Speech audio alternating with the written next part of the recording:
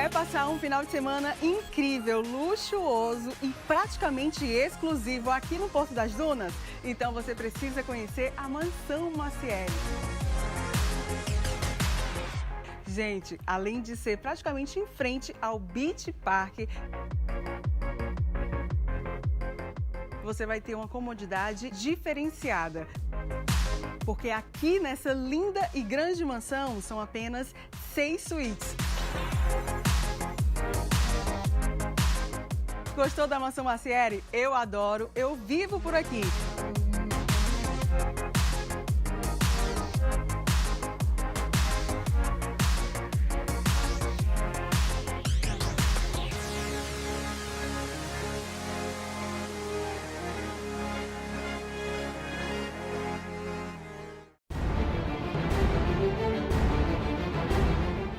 Então, voltando aqui para essa entrevista maravilhosa, com esta personalidade única.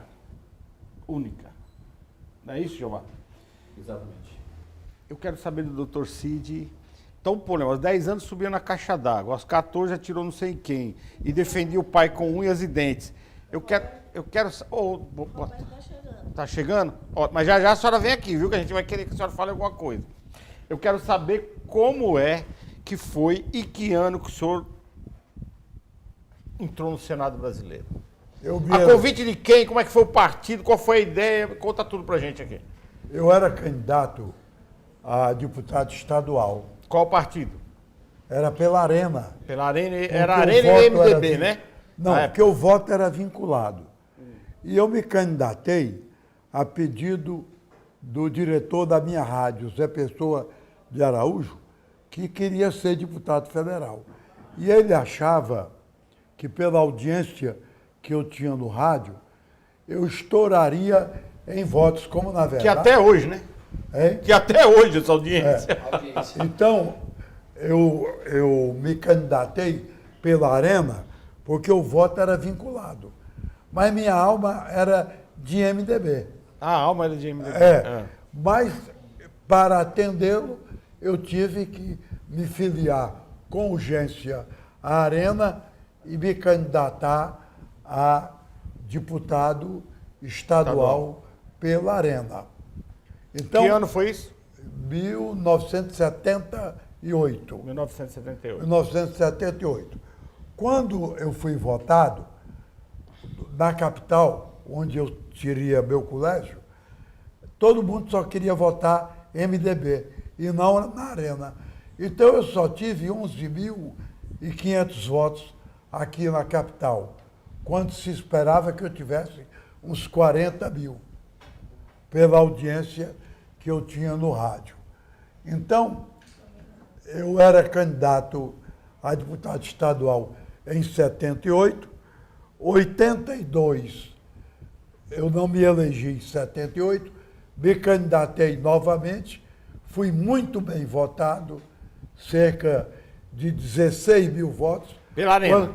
Quando o pessoal do MDB era eleito, era com 3 mil votos. Eu, com 16 mil votos na Arena, não peguei nenhuma suplência boa, né? Então, eu fiquei candidato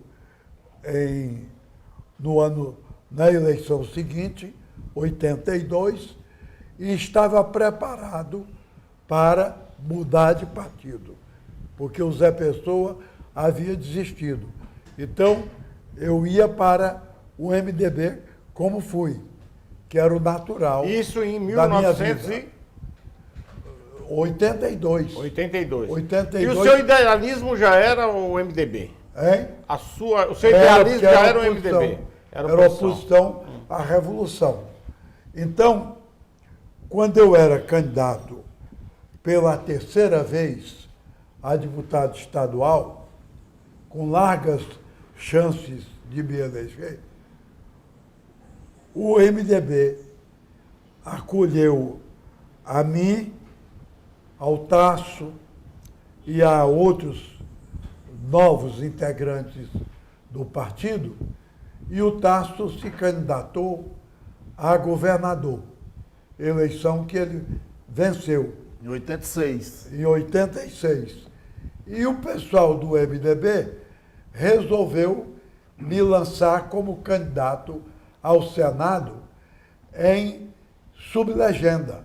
Eram 3 candidatos do PMDB. Quem era na época? Era o Ismerino Arruda, MDB, né? Na época? era Nestor Vasconcelos Era. e eu. Na época era MDB ainda, não PMDB. Não, era PMDB. PMDB. PMDB. Era MDB, virou PMDB. Eu me lembro. Agora é MDB de novo. Então, o pessoal do PMDB resolveu me lançar candidato ao Senado. O argumento era que eu ganharia fácil. Na verdade, eu tive mais de 1 milhão de votos. O Ismerino teve 115, o Nestor teve 60. Então, contando todos os votos, eu me elegi no segundo Dava lugar. para eleger o governador, os 2 senadores e mais alguns deputados. Não, dava não. Dava não. Mas dava para eleger. O senhor entendeu, né? A ironia Dava. aqui. Dava para eleger tranquilamente para o Senado, como eu fui eleito com 1.200 ou 1.300. 1 milhão e 200. 1 milhão e 200, quase 300 mil ou 1 milhão e 300, porque os votos do Ismerino e do Nestor passavam para mim. Doutor Cid, aí o senhor foi para o Senado, foi para o Senado e aí, em 88, nós tivemos a Constituição que os constitucionalistas consideram a Constituição mais bem sucedida da escola da época republicana. E a sua participação na Constituinte de 88 foi fundamental. Ah, foi. Conte-nos um pouco sobre a Constituição de 88. Bom, a Constituição, eu cheguei lá e não era conhecido. Então, isso é importante saber. É, Quando o senhor chegou lá, não era conhecido. Mas, Não. de repente, Ficou. Mário Covas, Ah. Fernando Henrique, Zé Serra, Humberto Lucena, Ulisses Guimarães. Ulisses, notadamente, se acercaram de mim e me entregaram a comissão mais complicada da Constituinte, que era para elaborar o sistema financeiro nacional. Aí eu argumentei, eu sou jurista, eu não sou economista, mas Ulisses disse, você não é apenas jurista, você é a cultura, você é conhecimento. O Mário Olha. Covas me ligou e pediu, pelo amor de Deus, eu não dissesse não, que aquela comissão só podia ser presidida por mim, porque, inclusive, ia haver muita confusão. Porque o tema, Sistema Financeiro Nacional, Banco, o Tesouro Nacional, Banco Central, então tudo ia passar por essa comissão. E observe a visão do doutor Ulisses, eu estou aqui captando as suas palavras, na visão dele, um bom financeiro para o sistema financeiro do nosso país também dependeria das questões regionais e que entendesse da cultura do nosso país, não é isso? Aí eu fui. Doutor Ulisses era uma sumidade, né? E foi uma comissão que tinham certos depoentes que o pessoal do PT queria surrar na hora do debate. Aí eu não deixava, era um problema muito sério, aí fiquei notável na comissão, porque chegou a bom termo, com uma proposta que hoje é o que está na Constituição. Tinha até o controle de juros. O Limitado. capítulo que nós elaboramos tinha o controle de juros. De 12% ao ano. Hein? De 12% ao ano. 12%. 12 não, era 12. 12% ao ano.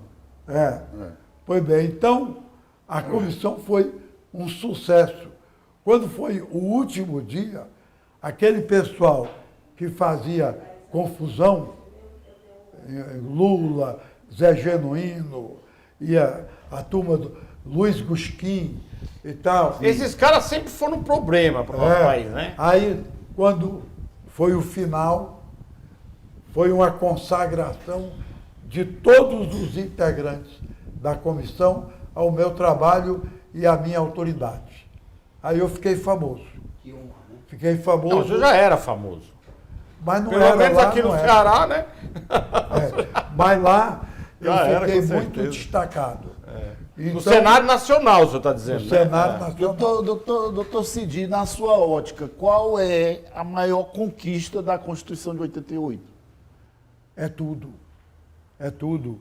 É a mulher. Eu lutei muito pelos direitos da mulher.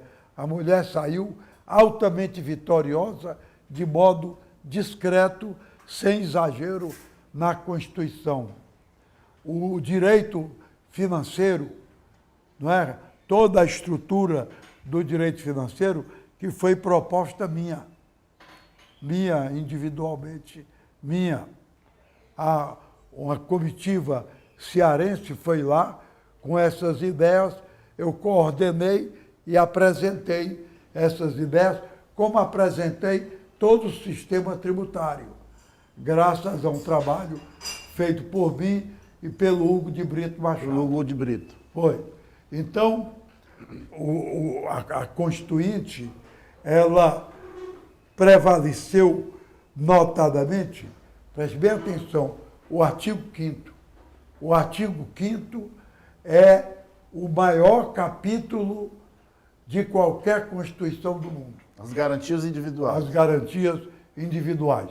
Como também eu tive uma participação decisiva no artigo 8º. O artigo 8º foi a transposição das garantias trabalhistas para o direito constitucional. Aí foi uma luta muito grande. Dobrar Delfim Neto, dobrar Roberto Campos, Jarbas Passarinho, fazê-los entender que aquilo era básico para a democracia, foi muito difícil. Então, meu trabalho, além de ser na tribuna, falando nas comissões, dialogando com os colegas, era escrevendo, defendendo e tal. Então, esse artigo é notável na Constituição, mas já desfigurado. Hoje já está desfigurado. A Benedita da Silva foi uma heroína nesse artigo, no artigo 8º. Nós todos lutávamos por esse artigo.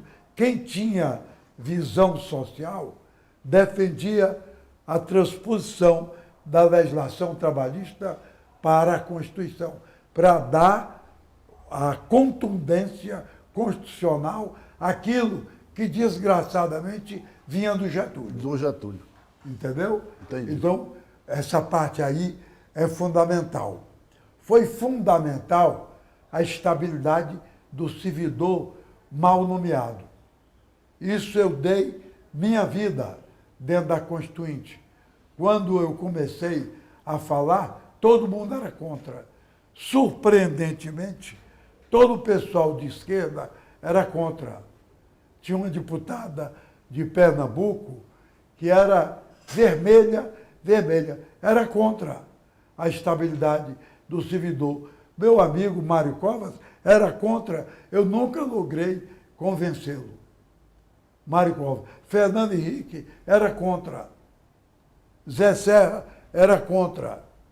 Então, e eu era a favor, contra todo mundo. Aí, falando, discussando, eu fui convencendo.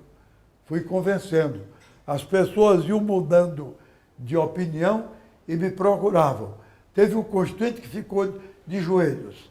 Disse, meu amigo, eu não sabia que isso era tão grande assim.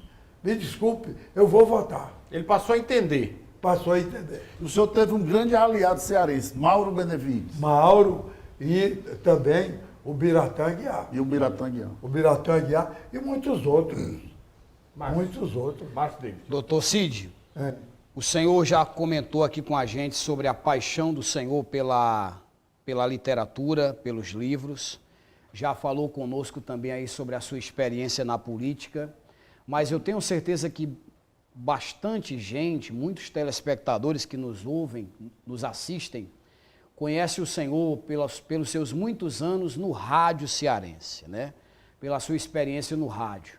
Eu só tenho 44 anos, não tenho a experiência com rádio como alguns colegas aqui, mas no meu interior de Pernambuco, os primeiros 10 anos da minha vida eu não tive contato com a TV.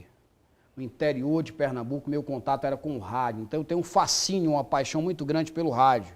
No ano de 1985, o maior vocalista da história, o Fred Mercury, já falava sobre aquele velho amigo que está ficando para trás por causa da televisão, né? Naquela famosa música Radio Gaga. E hoje nós temos aí, doutor Cid, não só a TV, mas também a internet, né?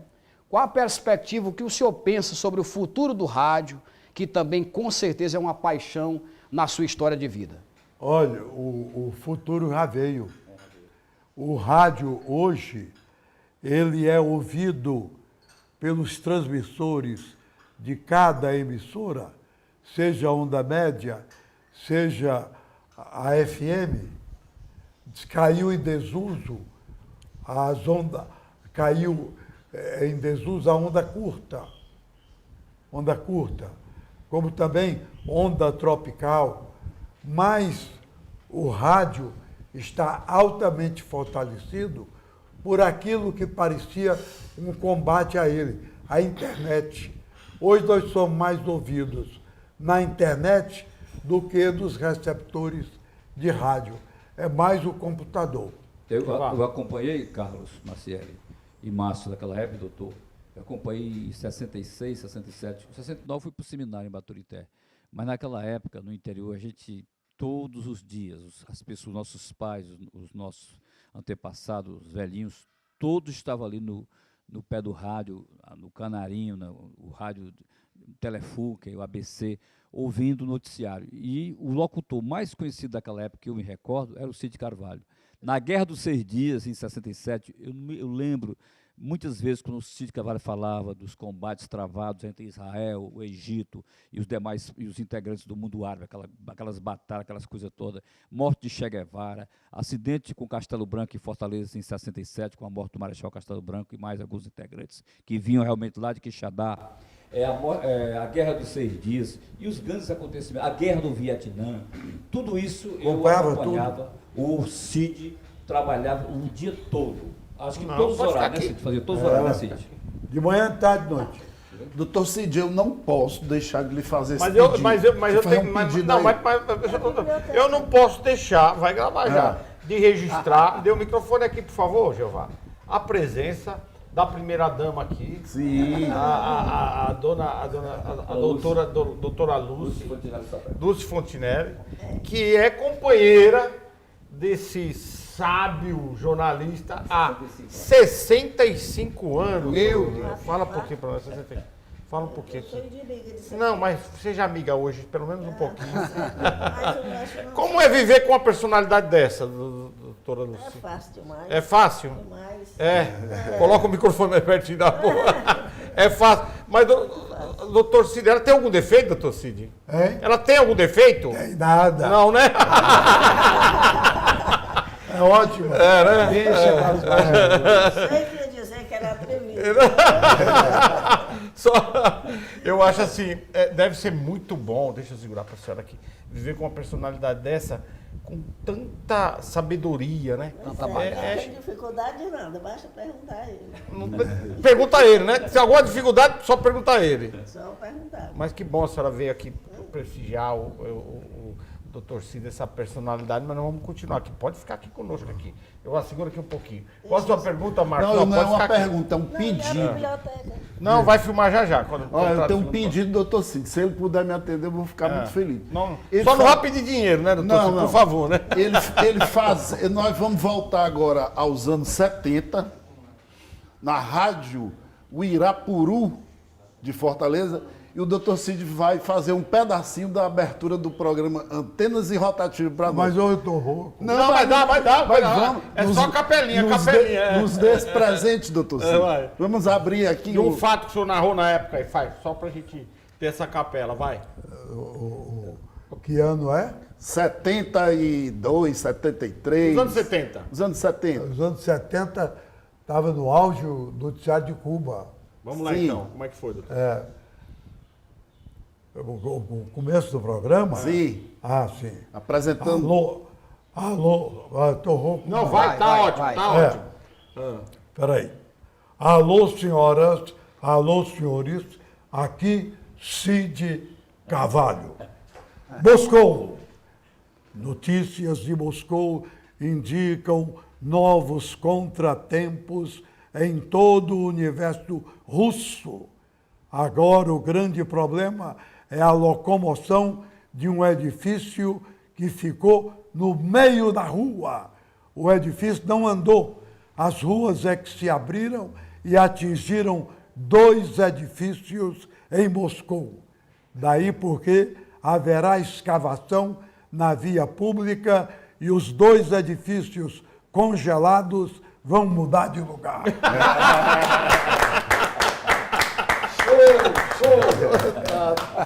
E, doutor Cid, da onde veio esse refrão? Doa a quem doer. Como é que é essa história? Que dói. Muita gente que assiste dói, viu? O Doa a Quem Doer é um programa, uma crônica clássica no rádio cearense. O Doa a Quem Doer veio com a fundação da Rádio Iracema. Eu penso que quem primeiro atuou no Doa a Quem Doer foi o falecido Blanchard Girão, com algum locutor daquela época que trabalhava na Rádio Iracema. Aí depois apareceu o Armando Vasconcelos, um grande cidadão chamado Armando Vasconcelos, um dos grandes amigos que eu tive no rádio.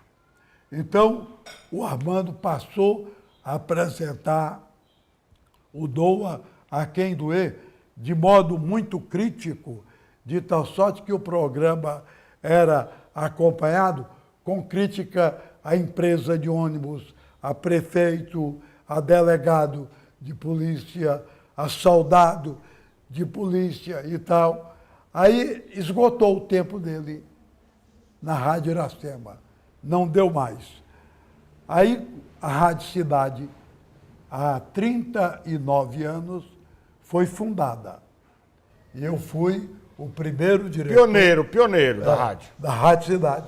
Eu fui o fundador da Rádio Cidade, que era originariamente a Rádio Iracema de Maranguape. Pois bem, então fundada a Rádio Cidade, eu fiquei lá e tal, mas por um determinado período eu recebi uma proposta contratual da Rádio Assunção muito boa e passei para a Rádio Assunção. Fiquei cerca de 2 anos lá. De lá eu me elegi senador. Quando eu voltei do Senado, primeiro dia que eu estava aqui, a Rádio Cidade me chamou de volta. Então, quando eu voltei para a Rádio Cidade e as emissoras FM, que são 7 emissoras de rádio no grupo, quando eu voltei tinha o Doa a Quem Doer, lido por um locutor comercial e escrito pelo Armando Vasconcelos, que estava lá também. Aliás, eu quero aproveitar a oportunidade Sim. e pedir a permissão para que nós possamos usar no programa Acerto de Contas, acertando as contas, doa a quem doer. Pode usar? É isso. Então tá autorizado. É isso aí. Pois bem, mas deixa eu terminar.